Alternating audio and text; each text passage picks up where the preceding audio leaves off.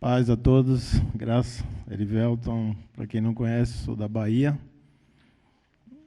e venho acompanhado de mais 7 irmãos, dos quais 2 são filhos, e eu trouxe eles para eles assinarem embaixo. Na hora que eu estiver falando qualquer coisa errada, eles dão um sinal lá, isso aí não. Então eu paro, mas no total são 5, 2 estão aqui. E o meu assunto sempre voltado para essa área da família, porque eu creio firmemente que dentro do plano e do propósito de Deus está inserido, né, como raiz, como base, a família.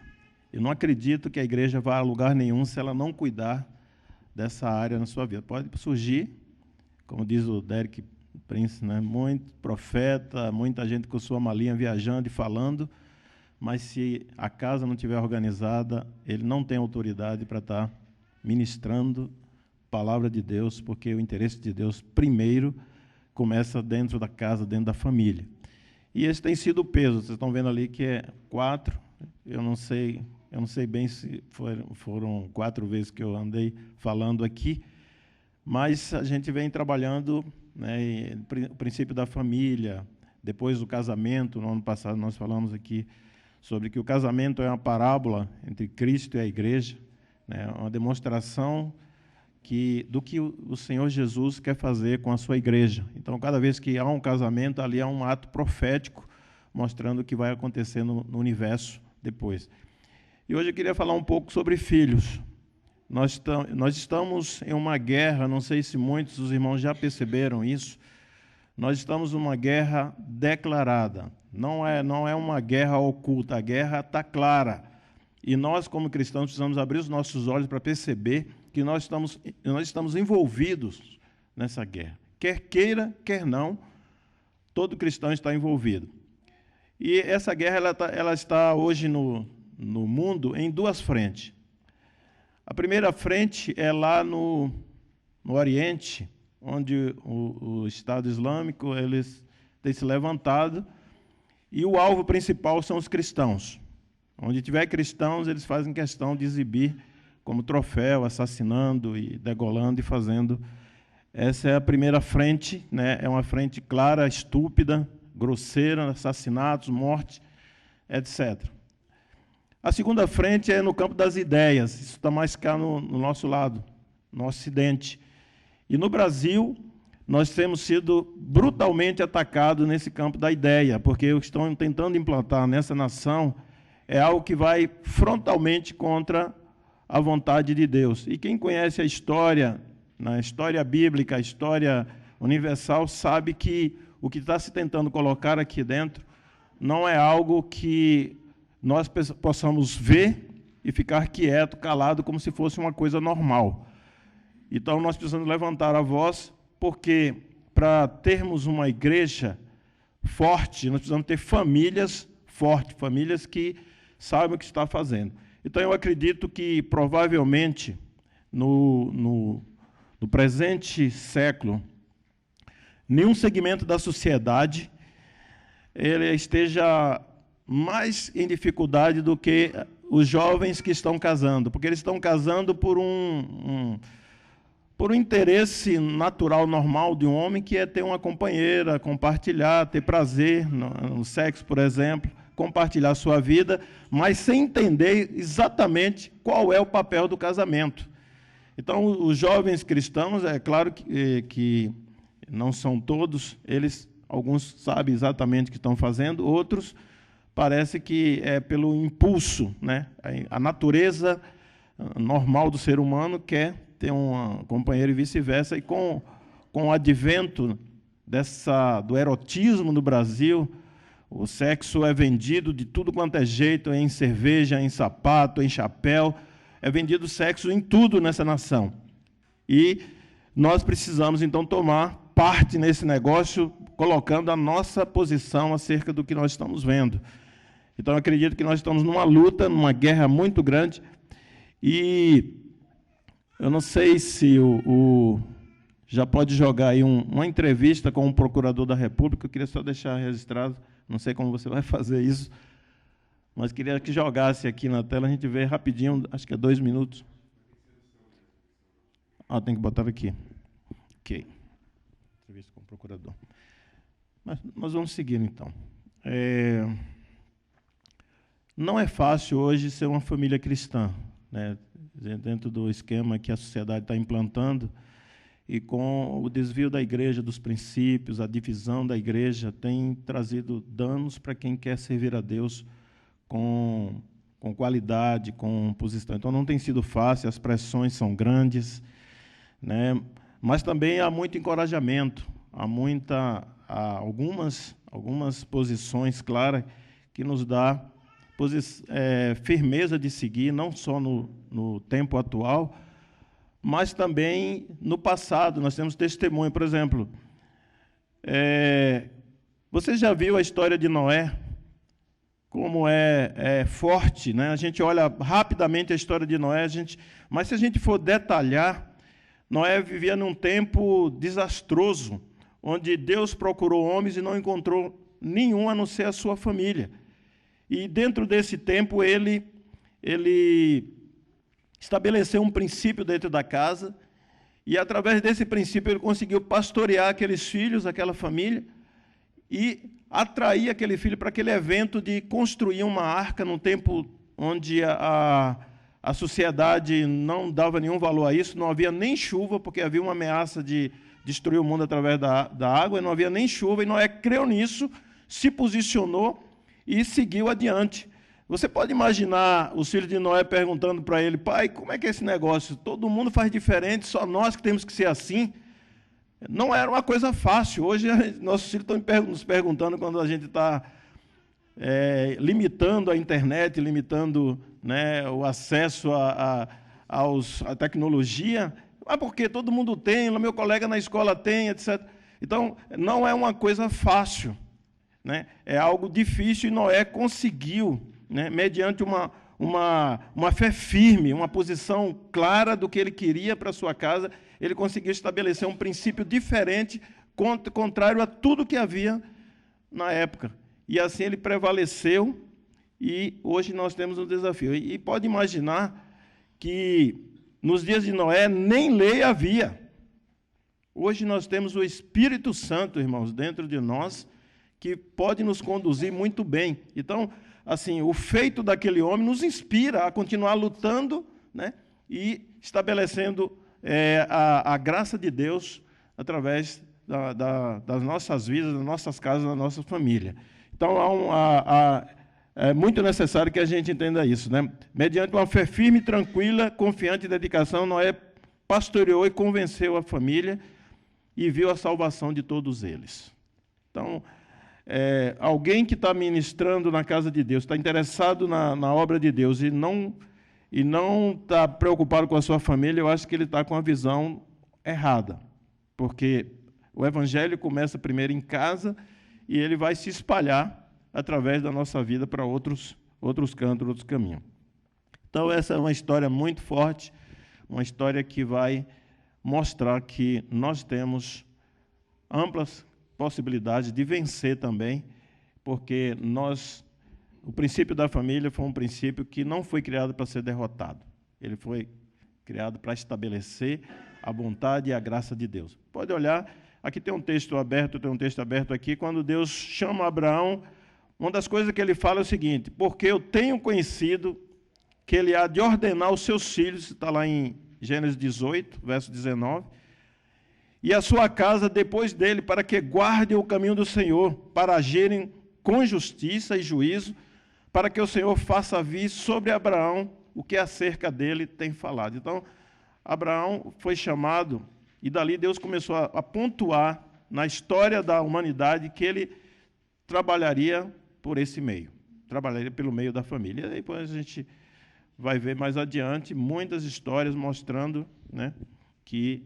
E uma coisa interessante que eu ouvi até aqui em Jundiaí foi o irmão Tony falando, né, que Deus procurou o meio mais difícil para fazer o seu plano, porque era Abraão idoso, a esposa estéril, e naturalmente ele deveria descartar esse casal para começar com outro. Mas, como Deus não muda os seus planos, Ele muda a situação. Então, situações vão precisar ser mudadas através da intervenção nossa, através da intervenção da igreja, para que, assim, o plano dele se conclua. Não conseguiu? Eu quero que vocês observem esse procurador da Justiça dando uma entrevista, agora que não se atenham, porque ele vai falar um pouco sobre a direção do país e sobre o partido, mas eu quero que você veja a situação que ele está mostrando, e não a questão. Eu não tenho questões com o partido, porque não acho que nenhum deles vai conseguir resolver o problema que o mundo está avançando. É uma questão mais com a ONU, inclusive. Pode soltar.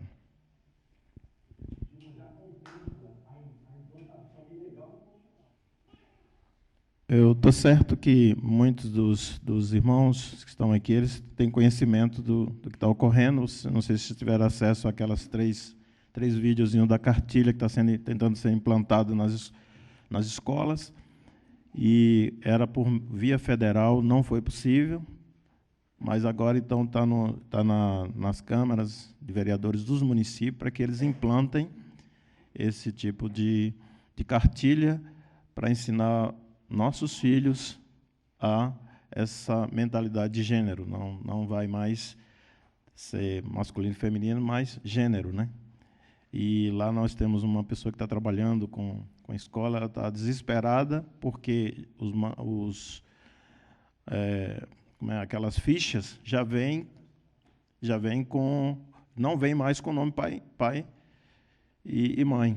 Vem já gênero, né, porque hoje já se pode ter duas pessoas do mesmo sexo criando filho, e vice-versa. E isso tem sido sutilmente implantado, e tem passado, enquanto nós estamos brigando por placa, por isso, por aquilo, o inimigo está trabalhando fortemente, implantando o seu regime, suas coisas, e é isso que eu falo, que nós estamos atacados no campo das ideias, e muitas vezes essa coisa está passando. Quer dizer, a gente acha que não vai nos atingir, vai sim. Talvez os meus filhos estão crescidos, mas tem os netos deles que vão nascer, e daí vai. E a tendência, eles descobriram que tem que começar lá embaixo. E nós, às vezes, estamos facilitando na criação dos nossos filhos. Nós achamos que eles só vão poder ser ensinados sobre as Escrituras quando eles tiverem uma idade maior. Quando tiver lá para uns 15, 16, então vai passando o tempo, e ali ele já absorveu uma série de coisas que vai ser prejudicial mais tarde para que o próprio Evangelho entre na vida deles. Então nós precisamos acordar para essa realidade e perceber que nós precisamos começar cedo, em casa também. Isso é uma coisa que nós já devíamos saber há muito. Aliás, a Bíblia é cheia disso. A Bíblia mostra claramente que a vida de uma pessoa não começa na sua idade de adolescente, começa já do 0 ano. E eu vou então passar para mostrar para vocês que existem 3 necessidades básicas que Deus, ao nos fazer, Deus colocou em nós. A primeira é o próprio Deus. Essa é a primeira necessidade de todo ser humano. A primeira é Deus. E isso fica muito evidenciado pelo grande número de religiões. Por quê? Porque há um vazio dentro do homem, e quando ele não encontra Deus, ele procura satisfazer esse vazio dentro de alguma coisa que seja sobrenatural, que ele não toque, que ele não saiba quem é e tal. Então, a necessidade é Deus, mas o diabo engana os homens, levando ele para o lado religioso, para o lado da religião. Então, essa é a primeira necessidade. A segunda maior necessidade que nós temos são as necessidades físicas, aliás, necessidades emocionais. O respeito, o afeto, o amor, a aceitação, sentimentos de pertencer, né, a alguém, a uma família, a um grupo, enfim. Essa é a segunda necessidade, que atinge mais o lado natural, o lado da alma, né? Primeiro, o lado do espírito, esse é o lado da alma. E a terceira necessidade são as necessidades físicas. E quando nós não atingimos essas necessidades físicas, as outras 2 primeiras serão prejudicadas. Porque toda criança precisa de um lar, de um ambiente familiar, né? E o suprimento das necessidades físicas cotidianas, chegar em casa e ter quem cuida dele, saber que a sua mãe, ele vai chegar em casa tranquilo, sabendo que a sua mãe cuidou do alimento, ele vai sentar à mesa, não vai ficar se preocupar com aquilo. Ele chega da escola, tenha alguém que está cuidando dele, que vai orientar, que vai dizer não na hora de não e vai dizer sim na hora que precisa dizer sim. Então, isso é uma necessidade que Deus criou e colocou dentro de cada um de nós. Como filhos, em grande parte, nós seremos resultado daquilo que nós vivemos dentro do nosso lar, que nós vivenciamos dentro do nosso lar. Nós não podemos, sob nenhuma hipótese, de servir a Deus, de coisa alguma, de trabalhar para ter recursos, negligenciar essas áreas nas nossas vidas. Precisamos trabalhar no sentido de ver aquilo que Deus está vendo, e não aquilo que nós achamos, porque no mundo moderno as pessoas estão preocupadas em ter coisas, e às vezes coisas até que não são tão necessárias, e têm abandonado suas casas em busca dessas coisas, trazendo transtorno. É grande o número de pessoas totalmente desfocada, eu não estou falando nem de cristão, pessoas desviadas no mundo. Eu assumi uma teoria, eu não sei nem se está certo, mas vou falar aqui, que depois que Deus criou todas as coisas, Deus não trabalha em cima do nada. Depois que Deus criou Adão, ele não precisou pegar o barro e fazer Eva novamente. Ele, de Adão, tirou Eva, e daí Deus vem tirando de alguma coisa a outra. E quando Deus dá a família, é porque Ele quer que dali saia adoradores dele, seguidores dele. Nós precisamos fazer os nossos filhos discípulos de Jesus. Então é o nosso papel, o nosso chamado como pai. Ser pai não é só ter uma coisinha engraçadinha que corre dentro de casa, que a gente põe o nosso nome, etc, etc. Não, é para fazer discípulos do Senhor Jesus que Deus nos dá filhos. Então isso tem que ficar muito forte dentro de nós. Então, existe uma coisa chamada trauma fisiológico, que acontece o seguinte: cientificamente, a própria ciência comprova que uma criança, quando nasce, ela tem apenas 25% do seu cérebro formado. 25%. Com 1 ano e meio de idade, ela está com a metade desse cérebro formado. Aos 4 anos, ela está com 75%. E aos 6 anos, 90% do seu cérebro formado. Os outros 10%, até os 17 anos, vai ficar maduro. Então, você acha que isso aqui não é a hora do trabalho? Você pensa que você vai deixar passar toda essa época aqui, para depois, quando ele estiver lá em cima, com 17 anos formado, que você vai querer influenciá-lo? Aí você já perdeu a guerra, já perdeu a batalha. Então, se o cérebro está sendo formado, você está vendo ali um papel em branco, onde você pode escrever a história do Senhor, a história da vida daquela criança, através daqueles momentos na vida dele. Então, é extremamente importante isso. Então, traumas e abusos nesse período vai transtornar a vida dessas pessoas, vai criar problemas. Não sou estudioso de muita coisa, sou apenas um pesquisador, assim, um curioso, que gosta de ler e tal. E lidar com o ser humano, porque eu acho que a maior escola é o próprio lidar com o ser humano. Então, lá, quando a gente trabalha com centro de recuperação, eu tenho encontrado pessoas sofrendo de bipolarismo, de esquizofrenia, de um monte de coisa que começou dentro da casa, começou na família. A gente fica falando isso, aquilo, outro. Essas coisas começam dentro da casa. Distorções nesse período da idade vai trazer dificuldade para o restante da vida dessa pessoa. Por isso, o nosso cuidado é extremo na condução dos nossos filhos. Queremos homens. A revista Impacto publicou uma vez na capa assim, a falta de homem, né? Fala-se da falta de água, da falta do petróleo. Mas hoje está faltando homem, e esse problema está começando dentro de casa.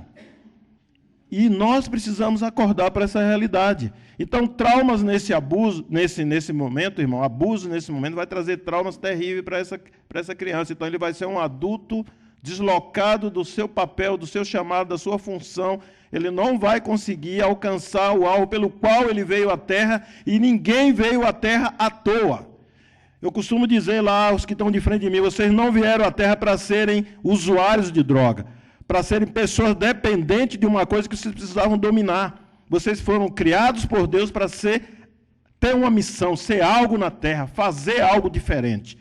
Então, isso nós precisamos acordar como como filhos de Deus e agir dentro das nossas casas, a partir de dentro das nossas casas, para criar pessoas sadias físicas, né, emocionais e também espiritualmente sadias. A gente tem esse poder dado por Deus, essa capacidade dada por Deus. No ano passado eu falei aqui de uma frase que eu acho muito interessante.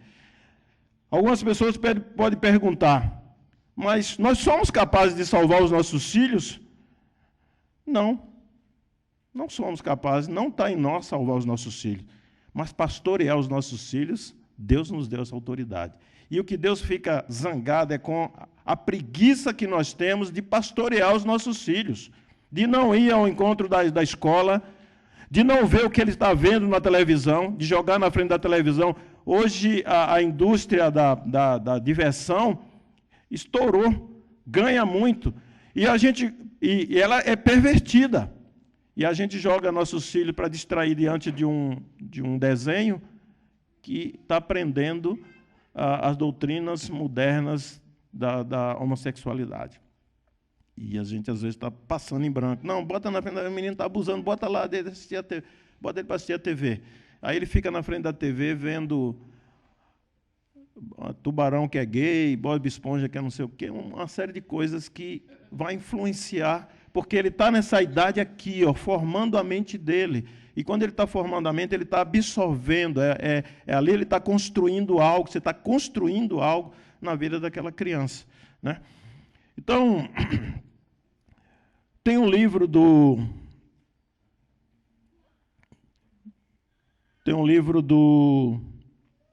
John, esse nome em inglês não é Drescher. Ele diz que as crianças passam por 3 fases. 3 fases. A primeira fase, a primeira idade é a idade da regulamentação, que vai de 1 a 7 anos. Vocês viram aqui que até os 6, eles têm 90% da sua mente formada. Então, essa é uma idade mais séria. Se você me perguntar o que aconteceu entre 6 e 7 anos na minha vida, eu lembro tudinho. Está aqui gravado.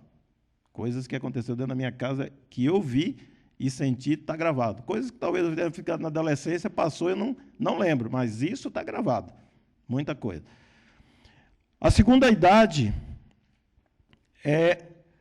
a segunda idade é a idade da imitação. E acontece entre os 8 e os 12 anos. Entre os 8 e os 12 anos. E a terceira idade é a idade da inspiração. Esta idade acontece dos 13 anos em diante, né? Dos 13 anos em diante. Então, nós vamos pontuar um pouco mais sobre essas 3 idades para a gente deixar claro o que a gente quer. 3 idades principais. A idade da regulamentação. Durante esse tempo, essa criança, precisa saber o que esperamos dela.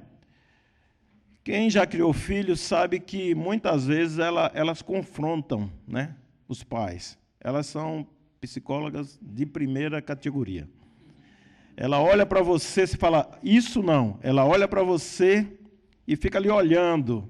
Parece que ela está lendo você, lendo os seus olhos, para saber o que é que você realmente está dizendo, porque sua palavra só não basta.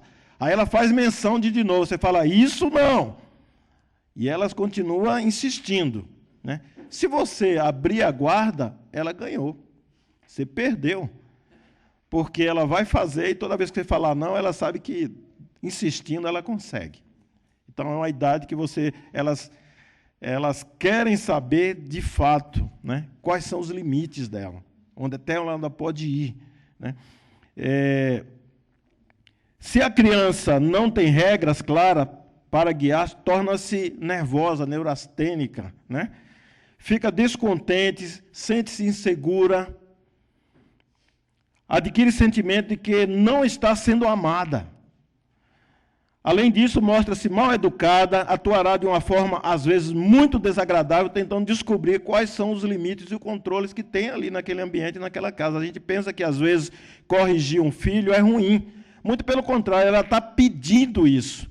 Muitas vezes, quando ela está confrontando você, ela está pedindo que você imponha regras, imponha limites, porque senão elas não vão seguir um caminho justo. Lá, esses dias eu recebi um moço lá no centro, que tinha 18 anos, um rapazinho viciado, já aprofundado no crack, e as tias levaram e tal, e pediram para ficar, e ele insistindo que não queria, que talvez não, aí pediu como era que era lá, eu dei o regimento, aí ele falou, não, você vai precisar lavar o seu prato, eu lavar a sua roupa, lá, não fico não.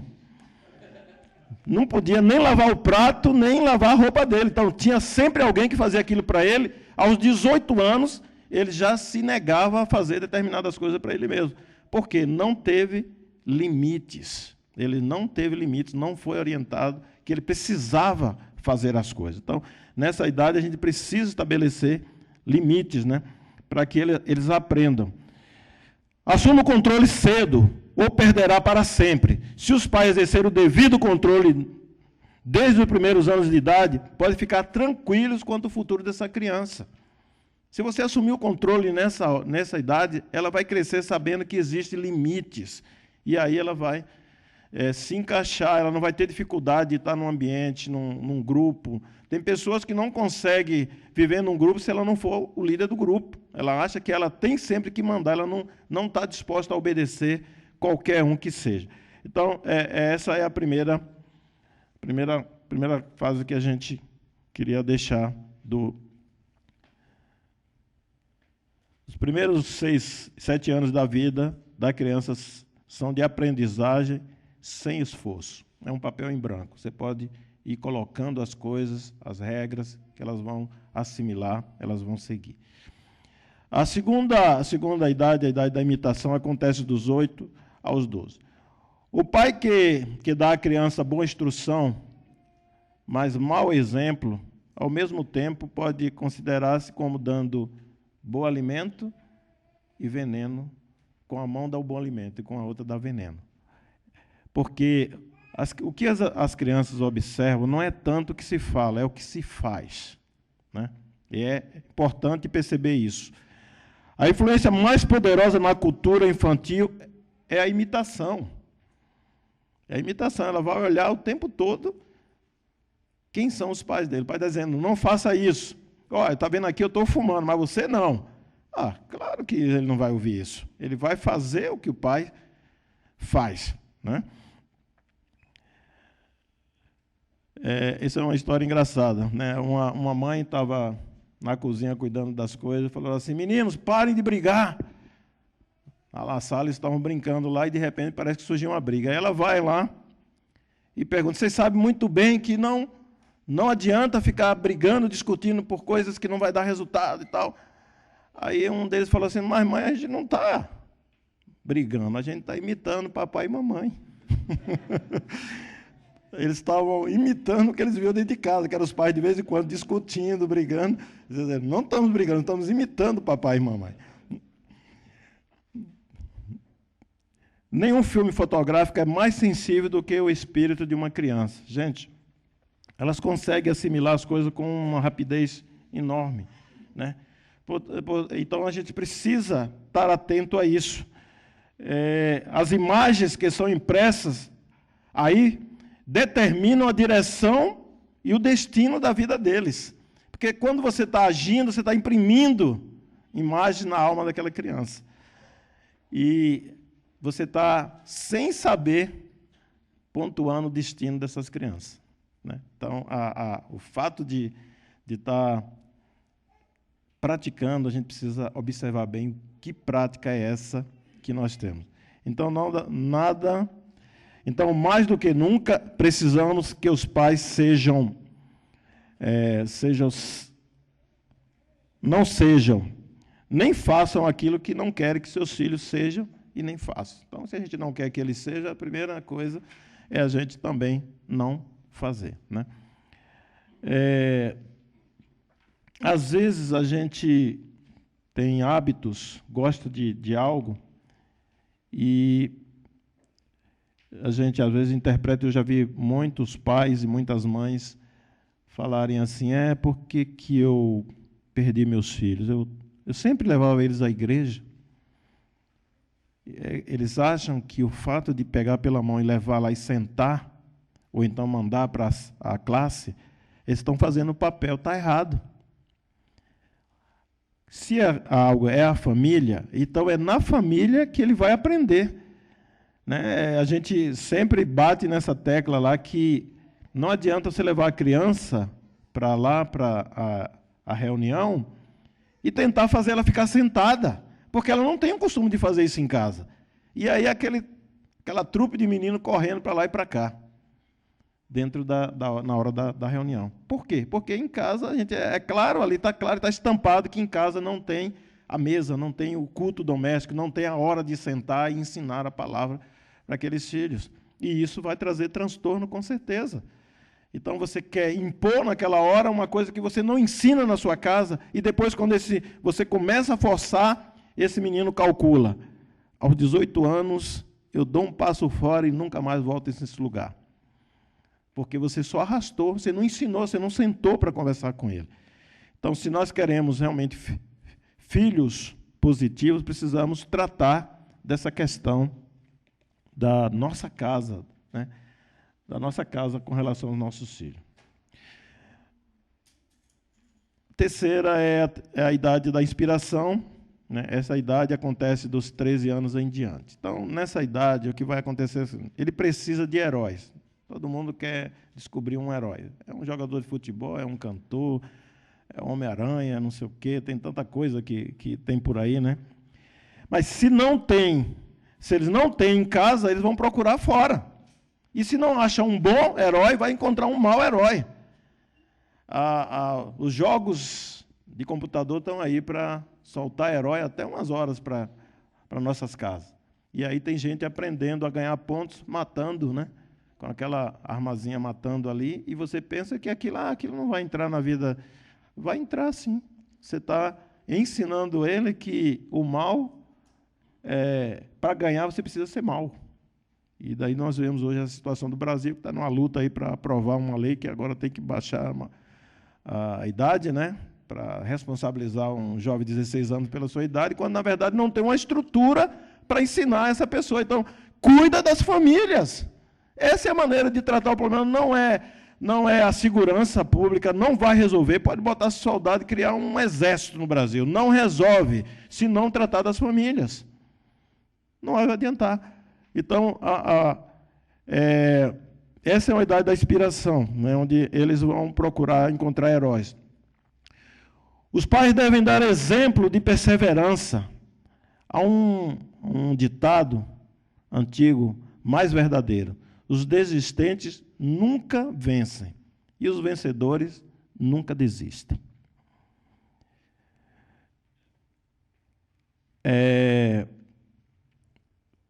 Alguém já disse que a coisa mais ruim que pode acontecer é você encontrar uma série de filósofos e teólogos, e seja lá o que for, que não perseveraram. Estão lá isolados num canto, porque não foram pessoas perseverantes. Eles não alcançaram o alvo.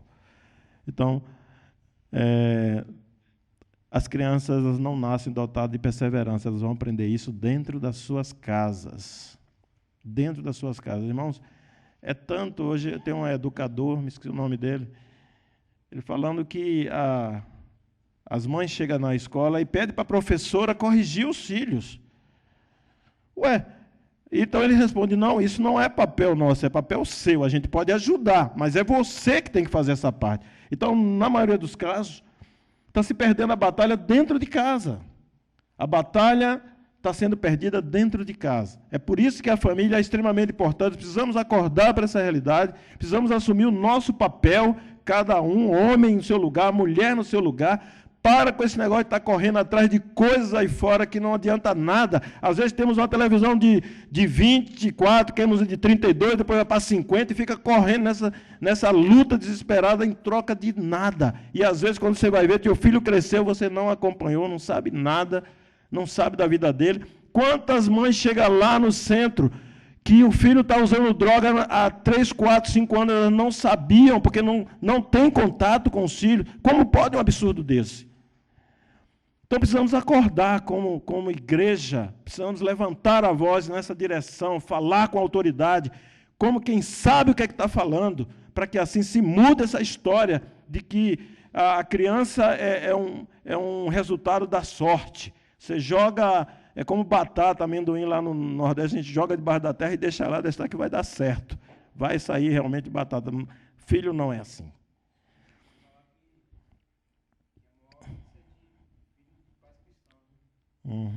Exatamente. Chega lá, conhece às vezes a Escritura, gente. Foi batizado. É um absurdo um negócio desse. Foram batizados nas águas. Alguns dizem, não, eu fui batizado no Espírito Santo. O quê? Foi batizado no Espírito Santo e está nisso aí. Aí eu fico, os cabelos arrupiam, eu fico o tempo de ficar doido com esses caras, mas dou-lhe uma nele, mas chego pesado.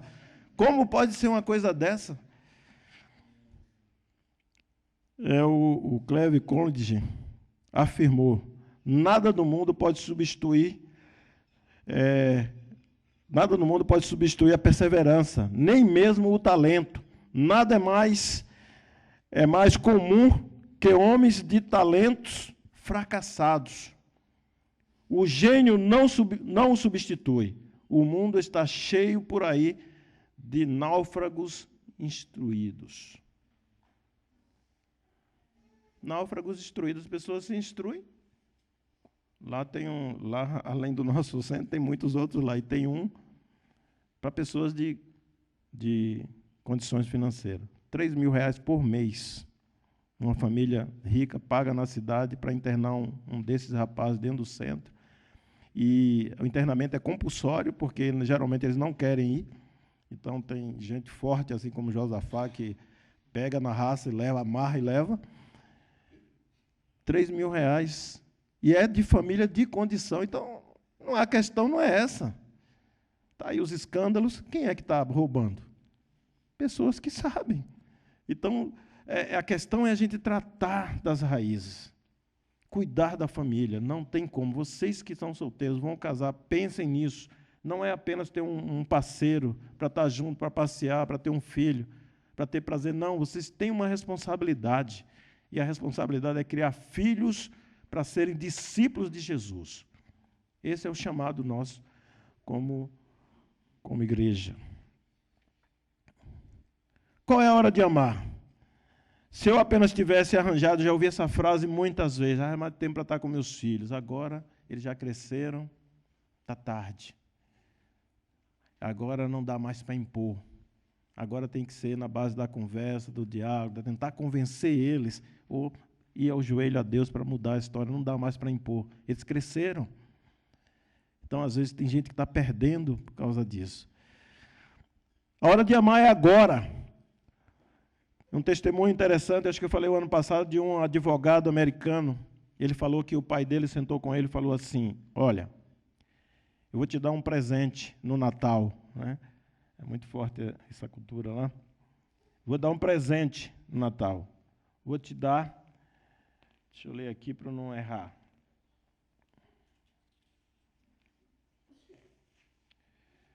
O melhor presente que já ganhei, disse ele, foi no Natal, quando meu pai me deu uma caixinha. Dentro dela havia um bilhete que dizia, meu filho, este ano eu lhe darei 365 horas, 1 hora por dia após o jantar. Elas são suas, vamos conversar sobre o que você quiser, vamos onde você quiser, brincar com o que você quiser, vai ser 1 hora para você. Então, esse pai, ele disse que daria 1 hora por dia a esse filho. Então, 365 horas durante o ano a esse menino. Meu pai não só cumpriu a promessa, disse ele, mas a renovou a cada ano. E foi o melhor presente que já ganhei na vida. E concluiu, eu sou o resultado do tempo que ele me dedicou. Eu sou o resultado do tempo que ele me dedicou. Então, como pais, a gente precisa abrir os olhos para isso. Um homem tem que trabalhar? Claro, deve trabalhar. Mas ele não pode ser escravo do trabalho, não só pode ser viciado no trabalho. Ele precisa aprender que tem outras coisas dentro da casa dele que precisam ser resolvidas, né? Vivemos hoje em dias que é conhecido como dias da despersonalização. Ou seja, eu trabalho, em vez de eu dar a minha presença, eu dou um presente para ele. Eu vou trabalhar, ganho dinheiro e posso dar uma coisa melhor para ele. Tá? Quem sabe um videogame, um computador, né? um smartphone de última geração, mas eu não dou a mim. Então, é um engano fazer isso. É um engano. Você precisa dar de você. É muito fácil dar presente. Eu quero saber se você dá de você. Isso é que é importante. Porque dar presente é fácil. É chegar na loja, comprar e chegar lá e dar. Mas dar de si é algo que nossa sociedade e a família está precisando ter. As crianças nem de longe precisam de coisas tanto quanto precisam do amor dos pais. Um dos enganos mais comuns hoje é que as mães precisam sair para trabalhar, para ganhar dinheiro, para comprar mais coisa, por amor dos seus filhos. Pais estão em busca de um segundo emprego para comprar coisas para o filho, para melhorar a situação da família. Dar de si mesmo não é fácil. Um pai sábio disse o seguinte: não sinta a pena de uma criança que não tem uma bicicleta,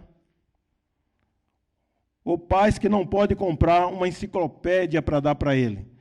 Sinta a pena daqueles cujos pais não têm tempo para viver com ela, para expressar seu amor por ela de muitas formas. Essa é a criança que precisa ser penalizada, a gente precisa ter pena. Né? Às vezes ela até tem condição financeira, mas essa é mais digna de pena do que um que está vivendo um estado abaixo, mas que tem a sua família perto ali, lhe ensinando, né, influenciando, ajudando. Né? Li uma vez um livro, né, e dentro do livro falava sobre o relato de um juiz, que estava diante dele um jovem, estava criando arruaça na cidade, e o juiz olhou para ele e deu uma exortação nele, mas seu pai... Você, um pai que você tem, fazendo isso na cidade, fazendo arruaça, criando problema, como que pode ser uma coisa dessa? Aí o jovem respondeu para ele: bem, eu sempre soube que ele era um bom homem, só que eu não tive tempo com ele, eu não sei que ele era esse bom homem. Ou seja, esse pai tinha a aparência, né, fora no comércio e tal, tinha condição, mas ele não conheceu o seu filho, e seu filho não o conhecia, e por isso ele desandou a andar pelo caminho do mal. O que acontece na infância, gente? É muito importante. Quer um filho saudável, feliz, bem-sucedido? Proteja a sua infância. Essa é a hora, essa idade que eu falei aqui, essa é a hora de você estar presente. Proteja a sua infância. Viva seus dias com ele e para ele. Proteja de suas atitudes, de atitude boba. Tinha uma mãe que sempre, quando o marido saía, ela espancava os filhos, por isso eu acrescentei isso aí. Maltratava-se toda vez que o marido saía de casa. Outra coisa, ser criança é ser um indivíduo vazio, pronto para aprender com seus pais, absorvendo tudo, sem possibilidade de filtrar o que é bom ou o que é ruim. Então, quem é que vai ensinar melhor? O professor, que você não sabe lá quem é, de onde vem, ou você mesmo na sua casa? Claro que é você. Então, se ele é um papel em branco, ele está aberto para aprender. E o que você escrever primeiro, talvez algumas coisas não vão poder ser apagadas. Então, você escreve. Você busca recursos e escreve. E aí você vai formar uma personalidade diferente. Se não é verdade, tudo sem possibilidade de filtrar o que é bom e o que é ruim. Se na maioria das vezes, nem mesmo os pais percebem o quão falhos são, que dirão as crianças? Então, elas têm dificuldades, a gente precisa ensinar, dá tempo para ensinar. Nós não somos responsáveis por nossa história, ou pela nossa infância, nem pelo que fizeram conosco. Muitas vezes nós passamos, alguns nossos pais, na ignorância e tal, mostrou coisas que não era bom. A gente teve que mudar essas características, e por isso que o Evangelho entra com todo o poder e graça, né? Mas somos, sim, totalmente responsáveis pela infância de nossos filhos. Totalmente. Você sabe, quando você chegar lá, Deus não vai... Você é casado? Sim. Tem filhos? Sim. Quando chegar lá, Deus não vai perguntar pelo teu ministério em primeiro lugar, não. Ele vai perguntar pela tua casa. E isso me atormentou por muitos anos, porque eu casei, não conhecia o Evangelho, nem eu nem a minha esposa, e eu passei um bom tempo. Depois converti e ela não. Foram 8 anos que ela não era convertida, e isso me atormentava. Mas eu sempre explicava, falava, nada, ela não quer nada. Aí eu aceitei Jesus, aquela ideia que é a gente que aceita Jesus, né? Não, eu aceitei Jesus, ela é dura de coração. Mas toda vez que eu deitava, a pergunta repetia. Quando tu chegar diante do Senhor, Ele vai perguntar pela tua esposa, tu vai dizer o quê? Eu vou dizer que ela é dura de coração. Mas foi até que eu conheci esse livro, Paternidade. Li esse livro e dali eu entendi que a responsabilidade era minha e que eu podia fazer diferença. Então eu fiz um pacto, Senhor, se o Senhor está falando aqui, o Senhor usou esse homem, falou, então o Senhor vai mudar essa história. E aí eu passei e fiz um propósito. Não que de orar sempre por ela e até jejuar uma vez por semana. Não deu um mês. A mulher converteu. 8 anos eu levava ela, às vezes, a pulso para a igreja. Nada. Não precisou, bastou orar. Coloquei de joelho, Deus salvou a mulher. E a mulher está lá orando agora por mim, porque eu estou aqui.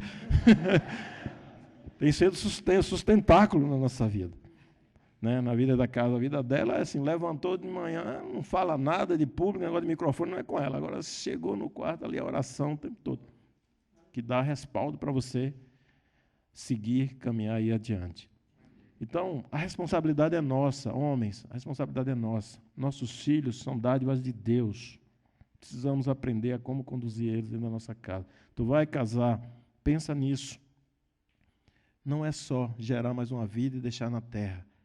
Vai precisar que nós nos empenhemos em cuidar, em levar, né, o amor, dar a provisão, né? É degradante, crianças chegam meio-dia, não tem o que comer, não tem uma roupa para vestir, o homem tem que suprir.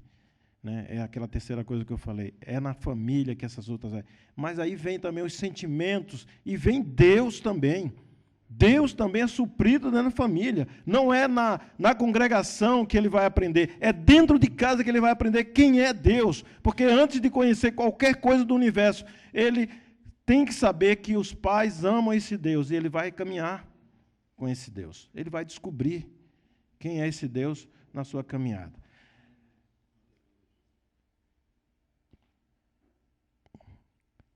Que todo amor seja destinado aos nossos. E é necessário buscar a graça de Deus para isso, já que o assunto é tão sério, é delicado e é difícil. Não é uma coisa fácil. Eu não estou falando aqui 1 hora e pouco, rapidamente, não quer dizer que seja uma coisa fácil. É uma vida. Quantas lutas, quantas vezes lágrimas, às vezes choro, quanta oração para nós vermos o resultado. Seria doloroso para mim como pai ver um filho meu andando pelo caminho da droga, da prostituição. Gente, eu não sei o que seria. Certamente eu não estaria falando aqui. Então, é um peso que a gente deve carregar com isso. Quando eu me vi 5 filhos e eu sem um histórico de família, um histórico ruim que eu tinha da minha família, meu pai não viveu com a minha mãe. Eu pensei, o que é que eu vou fazer? 5 filhos. Procurar recursos. Há recursos em Deus.